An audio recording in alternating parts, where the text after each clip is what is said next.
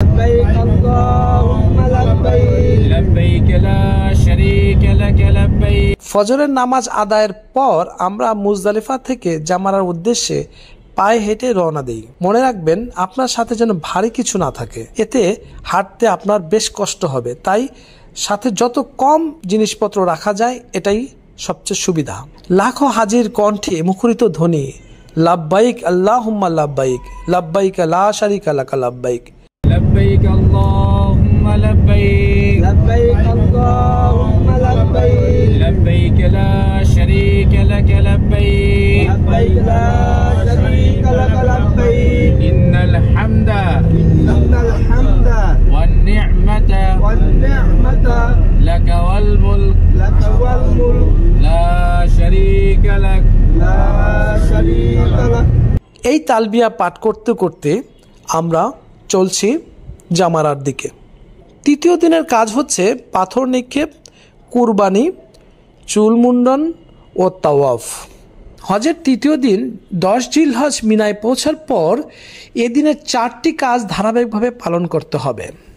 এই দিনের প্রথম কাজ হলো জামারায় আকাবায় অর্থাৎ বড় জামারায় গিয়ে 7টি পাথর নিক্ষেপ করা ওয়াজিব। পাথর নিক্ষেপের নিয়ম হচ্ছে পাথর নিক্ষেপের সময় মিনাকে ডান দিকে রেখে দাঁড়ান, তর্জনী ও বৃদ্ধাঙ্গুলি দ্বারা পাথর ধরে নিক্ষেপ করুন। প্রথম পাথর নিক্ষেপের আগ মুহূর্ত থেকে তালবিয়া পড়া বন্ধ করে দিতে হবে। পাথর নিক্ষেপের সময় বলুন বিসমিল্লাহি আল্লাহু আকবার। একটি বিষয় মনে রাখবেন, পাথর নিক্ষেপের সময় অনেক সময় প্রচণ্ড ভিড়ের কারণে অনেকে পড়ে গিয়ে দুর্ঘটনার শিকার হন।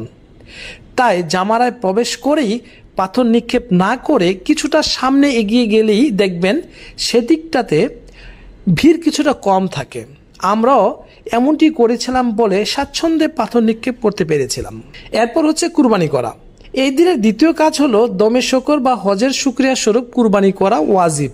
নিজের হাতে করুন কিংবা কাউকে পাঠান, কিন্তু জবাই হয়ে যাওয়ার ব্যাপারে নিশ্চিত হন যে আপনার কুরবানি হয়ে গিয়েছে। চুল মুন্ডন বা কর্তন করা। এই দিনের তৃতীয় কাজ হলো কুরবানি করার পর পুরো মাথার চুল মুন্ডন করে ফেলুন। মুন্ডনকারীদের জন্য হুজুর পাক সাল্লাল্লাহু আলাইহি সাল্লাম 3 বার দোয়া করেছেন, তাই এতে ফজিলত বেশি। এরপর হচ্ছে তাওয়াফে জিয়ারত। এদিনের চতুর্থ কাজ হলো তাওয়াফে জিয়ারত। এটা হজের শেষ রুকন। মিনায় উপরোক্ত কাজগুলো সেরে হাজিরা মক্কা শরীফ গিয়ে তাওয়াফে জিয়ারত করবেন। 10 তারিখ সম্ভব না হলে 11 বা 12 তারিখের সূর্যাস্তের আগে অবশ্যই এ তাওয়াফ করতে হবে। যারা মক্কা থেকে 8 জিলহজ আসার আগে একটি নফল তাওয়াফের সঙ্গে সাই করে আসেনি, তাওয়াফে জিয়ারত তাদের অবশ্যই সাই করতে হবে। তাওয়াফে জিয়ারতের কোনো বদলা নেই, এই তাওয়াফ করতেই হবে, এর কোনো বিকল্প নেই।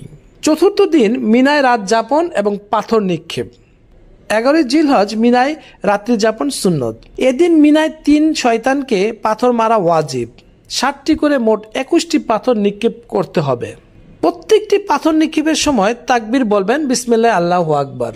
পঞ্চম দিন মিনায় রাত যাপন এবং পাথর নিক্ষেপ। 12 জিলহজেও আগের দিনের মতো 3 জামারায় পাথর নিক্ষেপ করা ওয়াজিব। অনেকেই 12 জিলহজ তাড়াতাড়ি মক্কায় ফিরে যাওয়ার জন্য সূর্য মাথার উপরে ওঠার আগেই পাথর নিক্ষেপ করে ফেলেন, অথচ এরূপ করা ঠিক নয়। মনে রাখতে হবে সূর্য মাথার উপর থেকে কিছুটা ঢলে যাওয়ার পর পাথর নিক্ষেপ করতে পারবেন। 12 জিলহজ পাথর নিক্ষেপ করে মক্কায় ফিরে যাওয়া জায়েজ, তবে 13 জিলহজ পাথর নিক্ষেপ করে তারপর মক্কায় ফিরে যাওয়া উত্তম। 12 জিলহজ পাথর নিক্ষেপ করে মক্কায় ফিরতে চাইলে সূর্যাস্তের আগেই মিনা থেকে বের হয়ে যাবেন। সূর্যাস্তের পর ফেরা মাকরুহ।